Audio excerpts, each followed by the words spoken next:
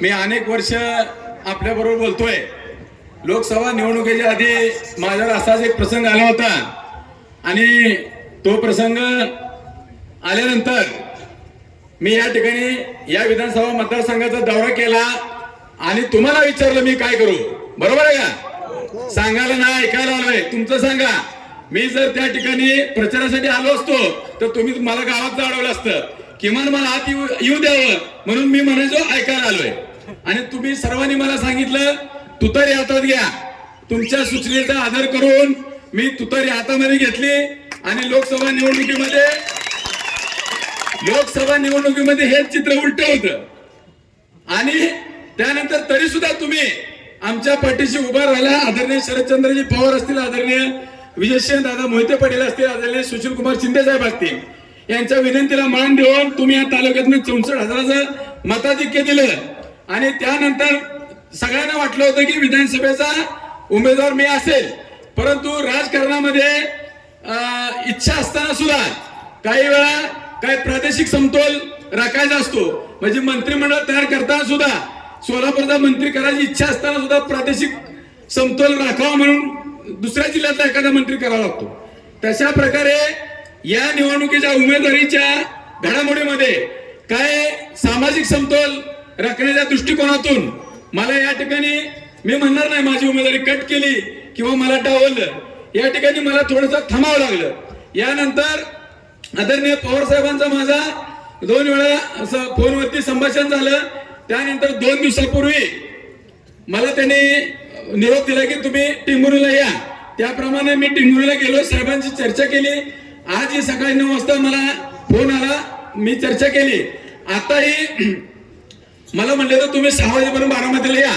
मी साहेबांना म्हणलं की ही सभा 5 वाजता 5:30 वाजता संपणार आहे. ही सभा उरकून साहेब मी येतो. आता मी ही सभा संपल्यानंतर जाणार आहे. तर मी या ठिकाणी तुम्हाला म्हणजे व्यासपीठावर बऱ्याचशा मंडळींना माहिती आहे या तालुक्यामध्ये 1998 पासून सक्रिय राजकारण करत असताना शिवसेना आणि भारतीय जनता पार्टी आम्ही या ठिकाणी कायम एकत्रितपणे लढायचो. कधी आमच्यामध्ये निवडणुकीत फूट पडायची. बाळूभाऊ बरोबर आहे ना? मेंबर इथं नाहीत. तर त्यावेळेस सुद्धा आमच्या 2 जागा निवडून आल्या. शिवसेनेच्या 7 निवडून आल्या.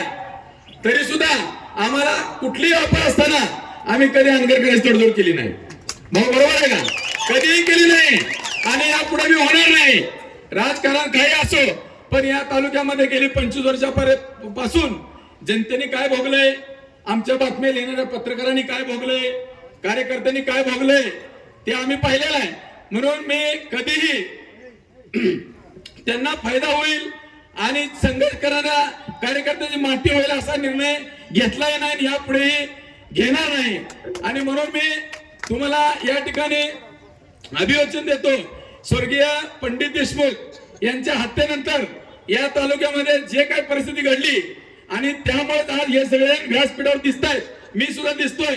नाहीतर मी व्यासपीठावर तुम्हाला दिसलो नसतो. आणि ते बलिदान तालुकाही विसरणार नाही आणि आज संजय क्षीरसागर परिवारही विसरणार नाही. एवढं फक्त लक्षात ठेवा. राजकारणामध्ये अनेक वेळा अनेक घडामोडी घडत असतात. कोण आज इथं आहे, कोण उद्या तिथं आहे हे सांगू शकत नाही. परंतु मी अर्ज भरल्यानंतर प्रचाराला लागल्यानंतर काही लोक माझ्यावर टीका करत होते की अनगरकरांनी उभा केलाय आणि अनगरकरांच्या मदतीने हा उभा राहिलाय.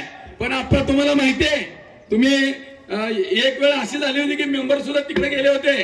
त्यावेळेस स्वर्गीय डॉक्टर वसंतराव गरडे यांनी सांगितलं की आप्पा तुम्ही आणि संजू सगळ्यांना घेऊन तुम्ही ग्रामपंचायत लढवा. आपण लढवली, आपण जिंकली, एकत्र आलो आणि विजय पण मिळवला. आणि म्हणून मी आवर्जून या ठिकाणी सांगणार आहे या तालुक्यातला शिवसेनेचा परिवार आणि काँग्रेसचा परिवार आणि भाजपचा आमचा जुना परिवार असं आम्ही एकत्रितपणे आमची महायुती त्याच वेळेस होती.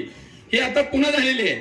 आणि म्हणून या पुढच्या काळात सुद्धा आपण आता जे आपले उमेदवार आहेत राजू ज्ञानू खरे यांना प्रचंड मताने विजयी करावं आणि खऱ्या अर्थाने या तालुक्यामध्ये एक संघपणे आपण सगळ्याच्या मदतीनं हा विजय संपादन करून तालुक्यामध्ये चांगल्या प्रकारचं एक वातावरण तयार करू, निकृष्ट दर्जाच्या कामाला आळा बसवू